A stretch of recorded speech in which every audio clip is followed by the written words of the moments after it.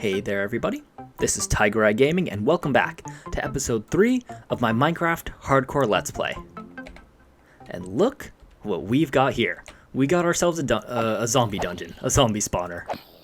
Perfect. So I actually found this in between last episode and this one, while I was trying to do some prep work for this episode, and I figured, you know what, this would probably be a good thing to show on camera. So we're going to go ahead and clear out these zombies who've just spawned, and then we're going to check out what's in those chests. Okay, we'll get a few more torches placed in. Beautiful. Okay, so there is only one chest, but let's see what we got. Okay. Alright, not bad, not bad. Could have been a little better with a saddle and or a name tag. Those are two of the main things I'm looking for, but you know what?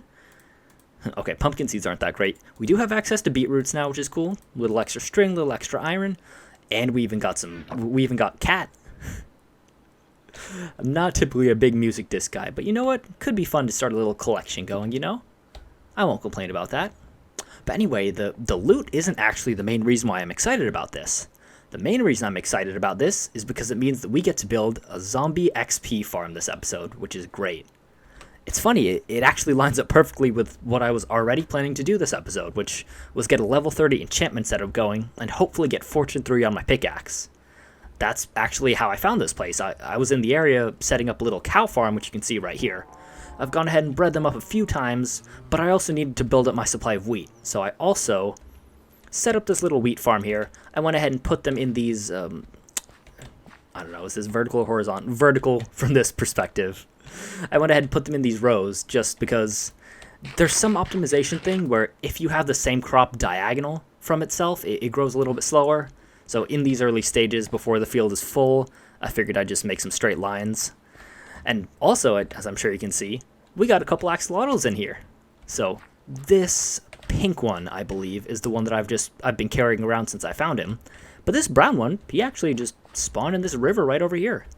This river has been super productive because not only does it spawn salmon very, very consistently, but it also brings out a lot of axolotls like this little fella here. I don't know what it is, and there's another one over there as well. I don't know what it is, but I found at least 3 axolotls in this river now. I believe these two I've bucketed already.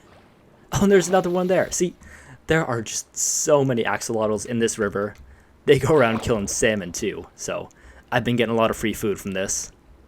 But yeah, this area is great. I'm a big fan of this area, not only because we can get a little farm going, and I hope to expand that wheat field in the future, but also because we've got this cow pen, and we've got a little axolotl breeding ground. Is that a baby? Oh my god, we have got a baby. We got a baby axolotl. Alright, I'm going to make sure you don't despawn. Come here. This guy is so adorable. We got a... Okay, the yellow one is definitely new. You know, I think what's happening is they're spawning from this little area down here. And then just like swimming on up. Oh, ow. Oh. Alright, I'm heading on back up. Oh, you better not. He just shot the axolotl. How dare he? But I'm getting a little bit distracted. Basically, this area is very cool. It's just over the hill from my house. My hill's just on the other side of this birch forest. But this area is really nice. I'm definitely looking to do something with it long term. Hopefully expand that wheat field out for a big long while. I'm a sucker for how big wheat fields look in this game, as well as making a zombie XP grinder. So I don't want to delay much longer. We've got a surface zombie XP grinder, basically, so we don't even need to worry about a soul sand bubble elevator. We can just go ahead and pretty much start digging that out. So I think what I'm going to do is maybe head on back to the house, maybe grab a new pickaxe because this one's on its last legs, maybe grab a couple signs, but other than that, we're pretty much ready to make that farm. Okay, we are back. I've got my diamond pickaxe ready, and the first thing that we're going to do is make sure that this room is 9 by 9. So I already started doing it on this side, as you might be able to tell, and the way that I'd like to do it is just make sure that you've got the spawner in the center of the room, and then make sure that you're able to place 4 torches in every cardinal direction going out from the spawner. And then once you've done that, you kind of just dig out the rest of it to make sure that the rest of the room is 9 by 9. So I'm going to go ahead and do that now, and then we'll meet back up once this is done.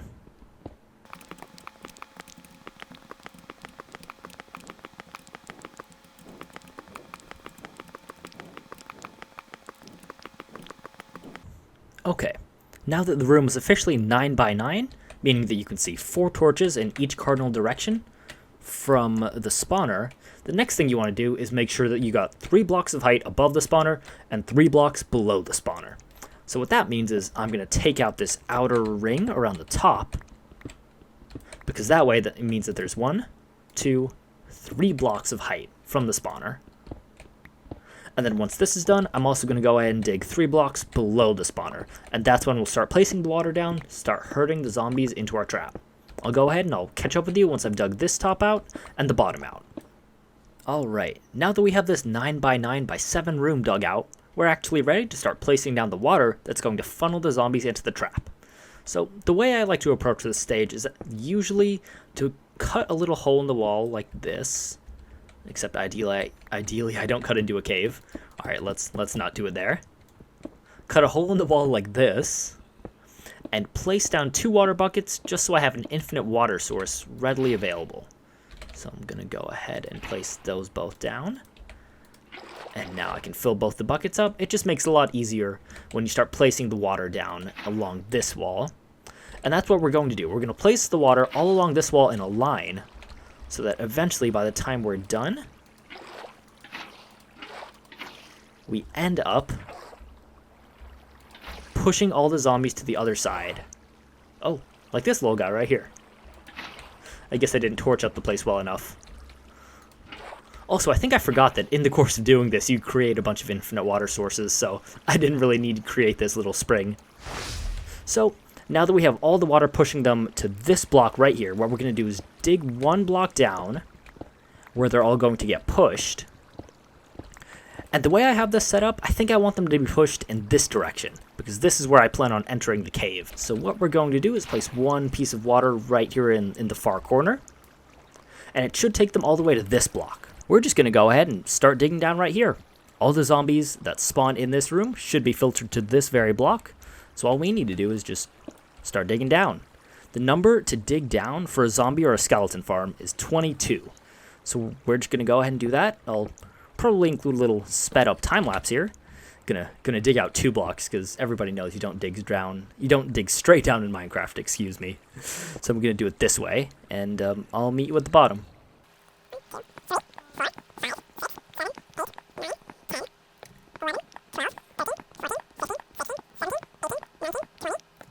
And 22. Alright. Here we are at the bottom. 22 blocks down from the top, and this should be the height at which they drop and are at 1 heart. So what we want to do is make sure that there is half a block space where we can hit the zombies. Unfortunately, we can't just do 1 block, because if there's only 1 block space, the baby zombies will actually be able to come and hit us. So we want to avoid that happening, meaning what we need to do is...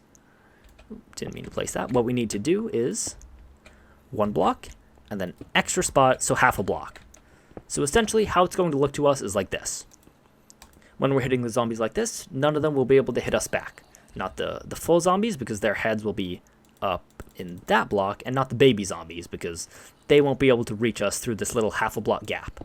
So I'm just going to dig out this area a little bit more, place these slabs across all 4 cardinal directions, because I think I want this little area to be entirely surrounding where the zombies fall down, and I'll meet back up with you when that's done. Okay. We certainly don't have anything fancy down here yet. You know, I definitely want to make this bigger, and eventually I do plan to have this block be a hopper, so we can get a nice little item sorting system, maybe somewhere to the right. But for now, this is going to work because, well, our zombie XP farm is pretty much done. All we need to do now is go back up to the top, so I'll climb this handy little ladder that we got off to the side, and all we have to do is knock off the torches.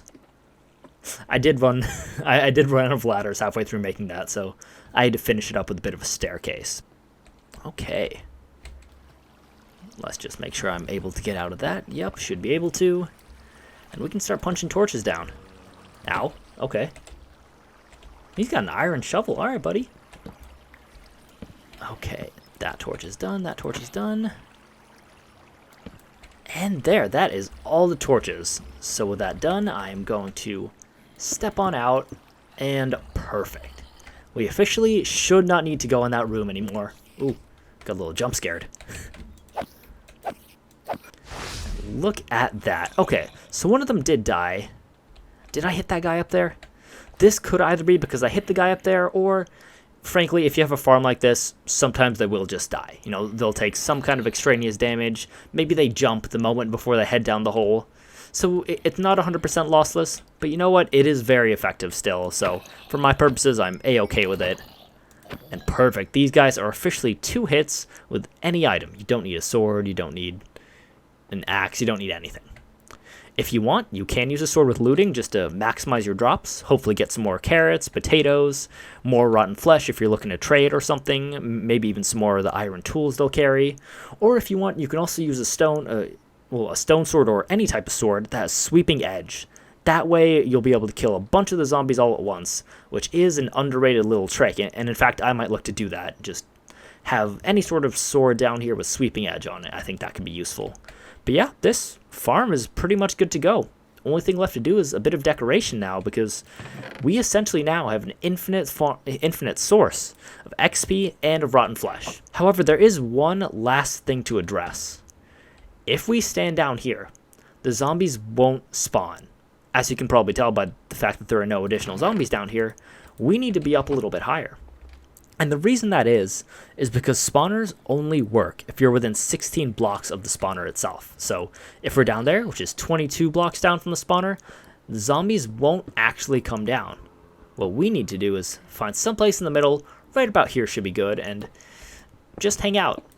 This is exactly, this is all we need to do. Just hang out right here, and the zombies should come on down, right down this tube. In fact, I think we're far enough away where this isn't affecting the light level, so we could even leave it open and just watch the zombies as they fall down.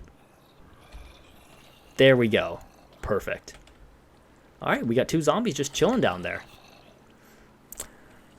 Yep, so this can just be our little AFK platform. Eventually, I probably will put glass in here, just in case, but really, all we need to do now is just wait here, and the zombies will keep spawning in, spawning in, spawning in. When we're ready to go kill them, all we have to do is just go down this ladder and slap them a couple times, and voila, free experience and free rotten flesh. Alright, so I've been doing a decent amount of AFKing, nothing too fancy, definitely not more than an hour, but as you can see, I'm well over level 30 now. I'm at level 36, so we should be just about ready to go ahead and do a level 30 enchantment. Now, in addition, you can also see that I went ahead and spruced this bottom area up a little bit. Nothing too fancy, just put some deep slate in the middle and put some stone brick around the sides of it. I gotta say, I really am a fan of this aesthetic. I like the idea of having the deep slate tiles in the middle. Also, I like how deep slate looks. Once we get blackstone, we can do some really cool stuff with deep slate and blackstone. And I also just like the stone brick aesthetic for XP grinders. I feel like it really fits well. Now, this isn't complete. I do want to add a few more cracked stone brick variants, as well as some mossy stone brick. I feel like that'll really tie it together. And I also do want that automated storage system essentially, so I can have hopper here, maybe something leading over to this side. But I think that'll be for a future episode. I'm satisfied with what we've got now. Now, my plans for the rest of this episode actually relate to the cow farm that we have up here. So, while I was working on the XP grinder, I've periodically been going up and breeding the cows, as well as replanting some of the wheat. So, I'm not sure we're quite there yet, but I think with one more breeding session for the cows, we should have enough so that we can set up a level 30 enchanting setup. All we need for that is 45 leather, so that we can make 15 bookshelves, and I think we should be getting pretty close. So, what I'm going to do is replant the wheat that's grown, breed the cows, and I'll meet back up with you when we've got enough for a level 30 enchanting setup with 15 bookshelves.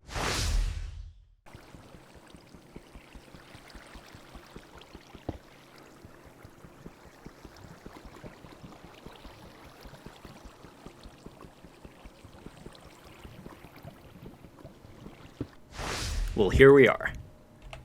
Well over 2 stacks of sugarcane, well over the 4 obsidian that you need for an enchanting table, over 45 leather, which is what you need for a level 30 setup, and over 2 diamonds, which is what you need for the enchanting table. So, without any further ado, let's go ahead and get it done. So, first thing we need to do is craft a book, 3 leather, or 3 sugarcane into 3 paper with 1 leather makes 1 book. Then we do the enchanting table. And perfect. We got the enchanting table done. Now it's time for all the bookshelves.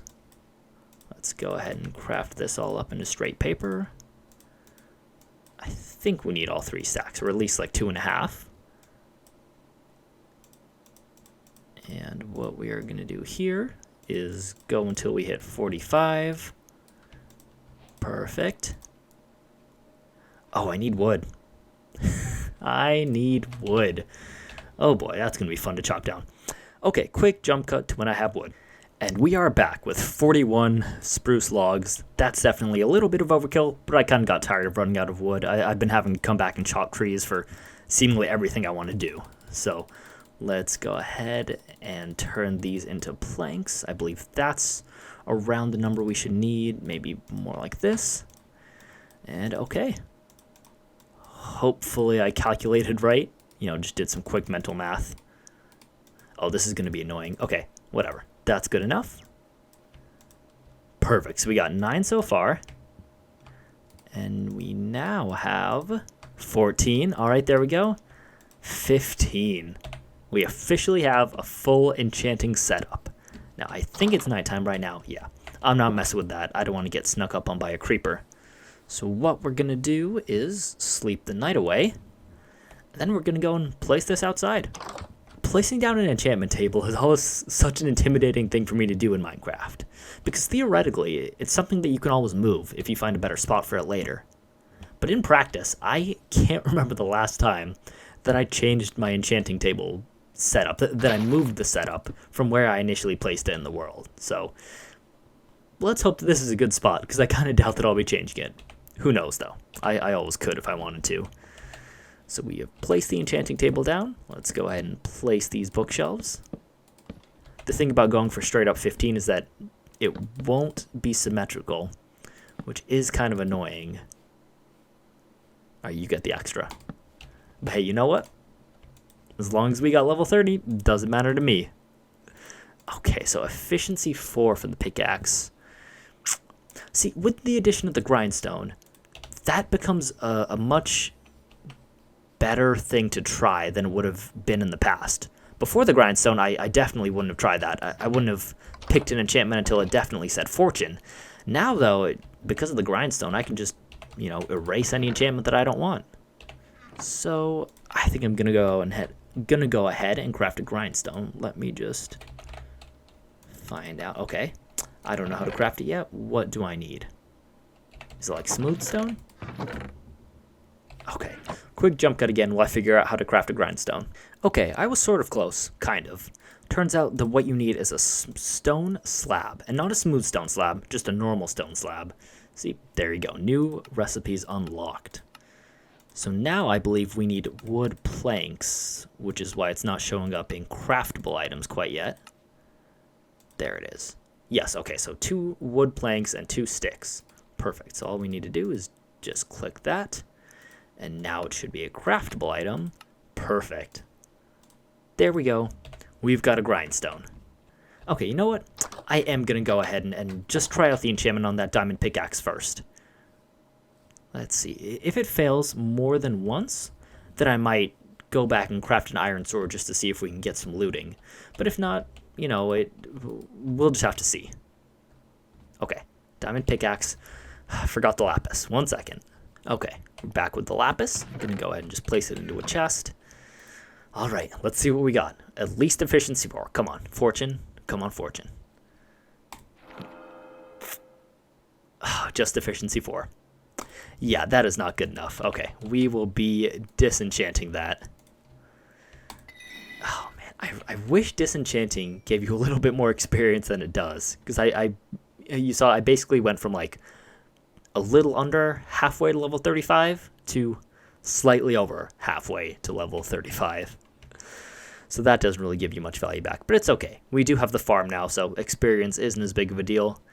It now says Unbreaking 3. Let's give it another go. There we go. Perfect. Okay, that is exactly what we wanted. Oh, lovely stuff. Perfect pickaxe. Efficiency 4, Unbreaking 3, Fortune 3. That is exactly what we wanted. Okay, what I want my second enchantment to be on is a diamond sword. Now, I can't remember whether or not I included this in the first episode. I do remember saying something about how the axe is actually a better weapon than the sword. I mean, 7 attack damage versus 9 attack damage when they're unenchanted. But that attack speed really is something that you can't really factor in there. I'm still much more used to using a sword, so for now, the sword I think is going to stay my primary weapon. And more importantly for our purposes right now, the sword is the only one that can naturally get looting 3. So that's the main thing we're going for here. Sharpness and unbreaking are nice, but what I really want is looting 3. Oh, sharpness 3. See, if it's sharpness 3, I don't think I'm going to bother with that. I think I'll just get a lesser enchantment on something else, you know? You know what? For now, let's just do an... Oh, I kind of want to do a level 3 on the axe since it's available. You know what? I'm going to do it. I can always earn more XP for the sword later on. Let's try out this iron axe. Efficiency 4 and... just efficiency 4. You know what? It's an iron axe. That's fine with me. At least we'll be able to chop down trees a little bit faster now. I always forget how much slower tools are without efficiency whenever I start a new world.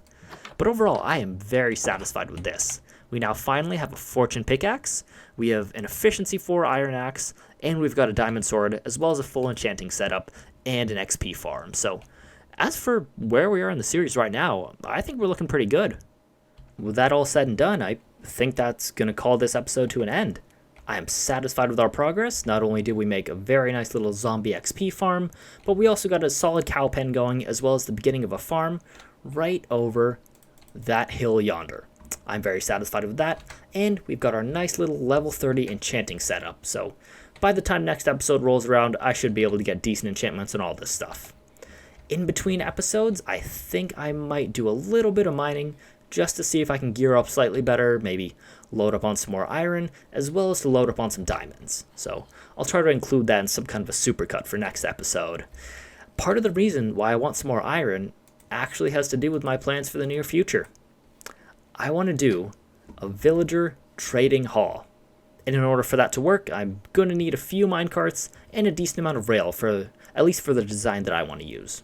But yeah, guys, with that all said, thank you so much, everybody, for watching. I really do appreciate all the support that this series has been getting, especially compared to what I thought it would get. So if you enjoyed this episode, please do like, share, subscribe, comment, show your friends, the whole 9 yards.